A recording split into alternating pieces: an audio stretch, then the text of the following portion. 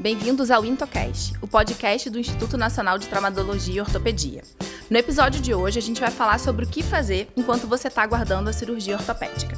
Para isso, eu tenho o prazer de receber a doutora Kelly Barbato, que é médica aqui do Instituto e também faz parte da divisão de ensino e pesquisa. Kelly, muito obrigada por aceitar o convite, é um prazer te receber aqui. E eu queria que você começasse falando o que o paciente pode fazer enquanto ele está aguardando para agilizar esse processo. Ótima pergunta, Carol, porque os pacientes, quando eles vêm para o hospital, né, para aquela primeira consulta, para a gente ver se ele está pronto para fazer a cirurgia, ele já fez os exames e aí ele vem para a consulta médica.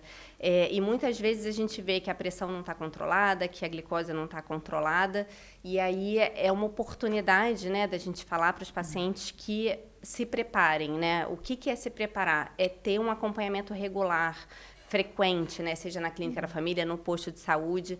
Então, o paciente que tem pressão alta, que tem diabetes, a maioria das vezes ele não sente nada. E ele precisa usar remédio todo dia para ter esse controle. Então, por favor, usem a medicação conforme foi prescrita, porque vai ajudar quando você vier para o into, vai estar tudo certinho, né? A pressão vai estar boa, a glicose vai estar boa, e aí a gente consegue agilizar, né? Consegue passar para a próxima fase. Então, mesmo que não sintam nada, usem a medicação e procurem esse acompanhamento regular, tá bom? Kelly, além de ter esse cuidado com a saúde de uma forma geral, é importante cuidar da saúde bucal também, né? Isso, exatamente. O que acontece? Muitas vezes o paciente tem algum procedimento dentário para fazer e o melhor momento é antes da cirurgia. Depende da cirurgia, mas muitas vezes você vai colocar um material dentro, né, uma prótese ou alguma coisa. Então, o ideal é que, se tiver um canal para fazer ou algum procedimento dentário para fazer, que isso seja feito antes da cirurgia. E, de qualquer forma, assim, ter os dentes bem cuidados ajuda a evitar complicação, às vezes diminui infecção no pós-operatório, então é muito importante dar essa atenção, sim. Tá. A gente sabe que esses pacientes, geralmente, eles sentem dor, né? E, às vezes, eles reduzem o seu nível de atividade enquanto estão nesse processo de aguardar. É importante cuidar do peso para evitar sobrepeso, obesidade? Isso tem impacto ou não? Às vezes uma coisa leva a outra, né? Então, por exemplo, o paciente que tem osteoartrite, né, osteoartrite de joelho especialmente, muitas vezes ele tem obesidade junto. E a gente sabe que perder peso é difícil, né? Ainda mais se o paciente não consegue mobilizar muito. Mas uma recomendação, talvez de início, seja mantenha o seu peso. Às vezes, se você tiver uma balança lá e toda semana subir na balança e não deixar o peso aumentar, já ajude bastante. Se conseguir perder peso, claro, ajuda muito, porque a gente sabe que o sobrepeso, a obesidade estão associados a essas doenças, mas, ao mesmo tempo, diminui o resultado, né? Você vai colocar uma prótese no joelho e, se você continua com obesidade, a prótese tende a durar menos. Então, o peso é uma coisa para a gente ter muita atenção e nessa espera, o paciente pode se envolver mais nesse cuidado com o peso, sim. Perfeito, que ela é importante, então, até para a própria cirurgia em si, né? E esses pacientes podem fazer exercício físico? O ideal é fazer, não fazer? Na minha prática, Carol, às vezes o paciente fica esperando a cirurgia, né? E espera. E tem aquela coisa de eu só vou fazer depois que eu operar. Só que isso não é uma boa decisão, assim. É importante o paciente, se fosse para ser simples, sente menos e se movimente mais, né? A gente tem o movimento do dia a dia, né? Às vezes a gente pega uma pessoa que fica muito tempo sentada assistindo televisão, por exemplo, durante o dia todo. Isso não é bom, né? Mesmo que a pessoa não consiga fazer exercício, se movimentar é muito importante. Quem consegue ir um pouquinho mais, quem consegue fazer exercício, eu queria lembrar que a gente tem vários tipos de exercício. Então, o exercício aeróbico, que é da caminhada, da bicicleta, né? Ele é um exercício ótimo, que a gente, às vezes, não precisa estar numa academia para fazer, né? A gente pode sair para fazer uma caminhada regular. Eu não consigo fazer muito, eu posso fazer 10 minutos de manhã, 10 minutos à tarde. E isso é importante para controlar a pressão, para controlar o diabetes, evitar câncer, evitar infarto, evitar derrame. Um monte de complicação que acontece em pós-operatório, por exemplo, que a gente consegue diminuir se a pessoa tem esse nível, né, de exercício regular. E aí, eu queria lembrar que a gente não tem só o exercício aeróbico, a gente também tem o exercício de força, que é pegar um pezinho, né? Nas academias cariocas, que são da prefeitura, a gente tem geralmente um professor de educação física que consegue orientar para a pessoa conseguir fazer de forma adequada e não se machucar. E a força também é importante, porque ela cuida do músculo, ela cuida do osso, né? E a gente aqui no Intro se preocupa com isso. E ainda tem o exercício de alongamento, de equilíbrio, de flexibilidade, que ajuda a manter, né, a amplitude do movimento da articulação, ajuda a pessoa a não cair, né, se ela treina o equilíbrio. Então, é como um todo, né? Se a pessoa conseguir fazer exercício, faça, porque isso vai ajudar a ter menos complicação no pós-operatório, vai ajudar a pessoa a ter mais saúde, vai ajudar a pessoa a conseguir a recuperação do pós-operatório mais rápida também. Então, não fiquem parados, né? Se sentem menos e se movimentem mais. Essa é a orientação. Perfeito. E a alimentação, ela tem impacto? Tem que tomar cuidado, enfim? O que eu orientaria em relação à alimentação? Coisas simples. Evite ultraprocessado, evite alimento industrializado. Geralmente, eles têm muito sódio. Isso é muito, muito importante para a saúde. Isso no de evitar. E no que a gente deveria colocar no prato, né? Se a gente coloca no prato as cores, né?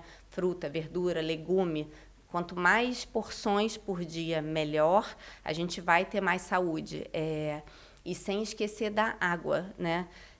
Às vezes a gente vê que a pessoa não bebe muita água, não tem o costume, e isso atrapalha muitas coisas. Então, lembrar da alimentação, do prato colorido, sem coisa industrializada, e bebendo bastante água, especialmente água até umas 6, 7 horas, né, do dia, para a pessoa não ter a interrupção do sono, né?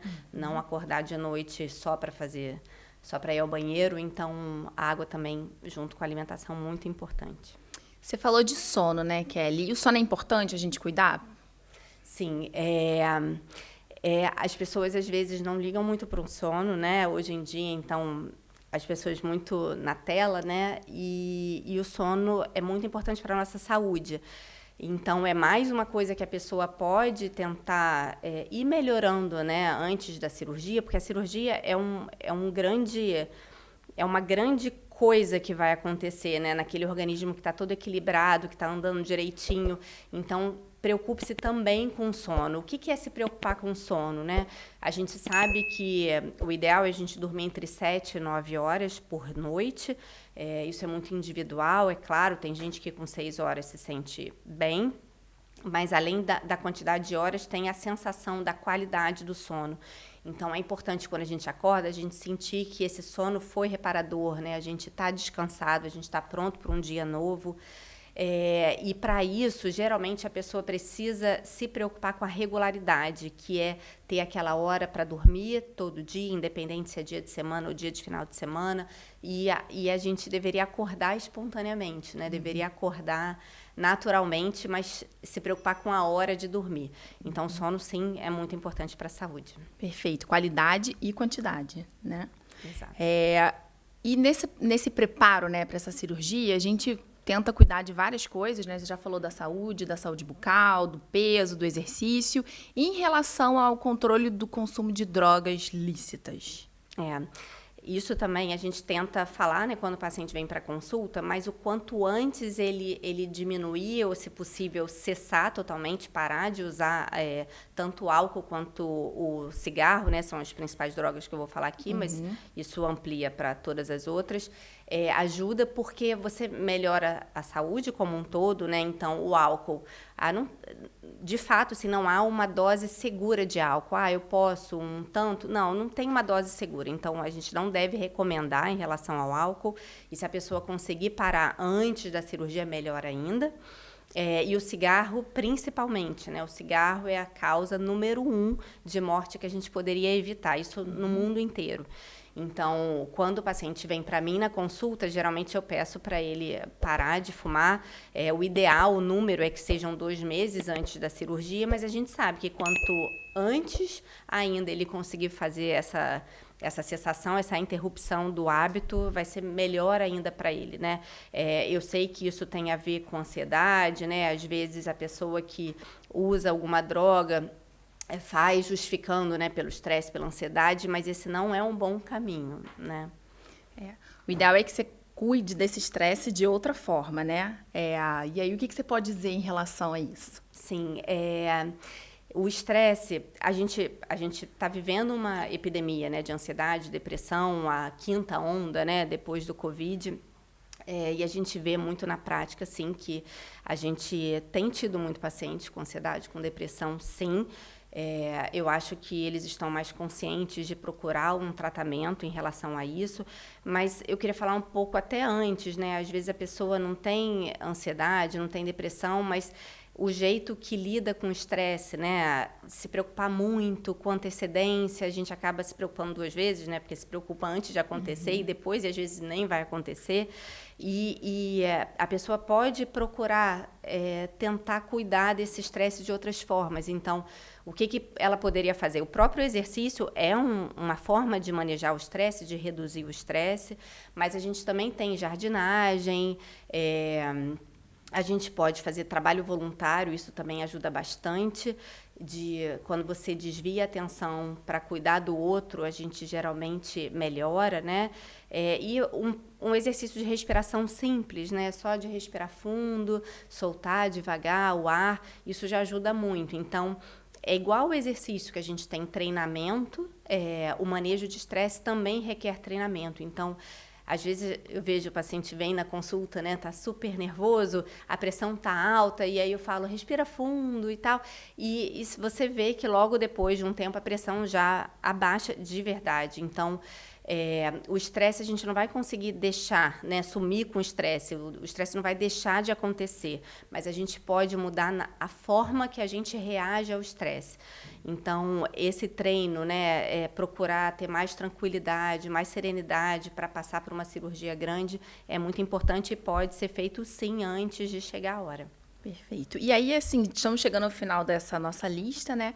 E você tinha também uma recomendação em relação a aspectos sociais do paciente, né? Sim, a gente vê que o paciente precisa de ajuda no pós-operatório, né? E aí é muito importante que ele já organize isso, né? Saber quem é que vai ser a pessoa que vai ajudar ele a trazer para o INTO, por exemplo, nas consultas, quem é que vai ajudar no pós-operatório. A qualidade dos relacionamentos tem um impacto muito grande, né? A pessoa que cuida, que tem boas conexões, ela geralmente vive mais e vive melhor. Então, cuidar desses relacionamentos ajuda.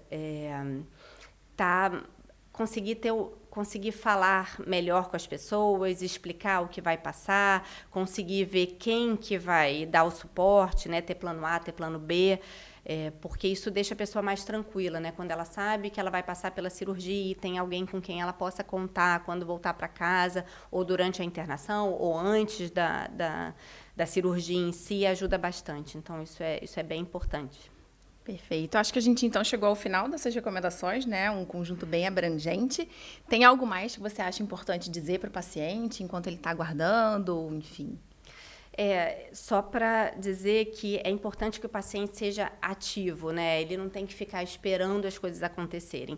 Ele precisa ter o domínio, né, da sua saúde, do seu cuidado. E se a gente tiver um paciente assim envolvido na sua saúde, a gente sabe que a gente vai ter menos complicação, né, da cirurgia, porque as complicações podem acontecer, mas a ideia é que a gente consiga preparar esse paciente a uma cirurgia que não é de urgência, é uma cirurgia eletiva, né, que significa que ela é programada, o paciente é preparado para isso, e não adianta ser uma coisa só do profissional, só do instituto, é para ser de todo mundo junto, incluindo paciente e família. E com isso a gente tem certeza, né, Carol, que a gente consegue melhorar o resultado da cirurgia, a gente consegue melhorar a satisfação do paciente com a cirurgia, a experiência do paciente no instituto, e é esse o objetivo, né? Assim, não acha que você está aguardando uma cirurgia e que é só ficar aguardando. Não, a gente quer que você faça alguma coisa pela sua saúde e para quando chegar a hora você estar no seu melhor momento. Nós estamos preparados para atender vocês, né? O Instituto, todo mundo aqui. É importante que vocês estejam preparados também, né? Então, a gente finaliza aqui hoje. Kelly, mais uma vez eu te agradeço. Acho que foi super importante o que você tinha a dizer para os pacientes. Eu acho que seguindo essas recomendações que a gente vai colocar aqui na tela, vocês vão estar preparados para que a cirurgia aconteça da melhor forma possível. Isso aí, obrigada. Obrigada.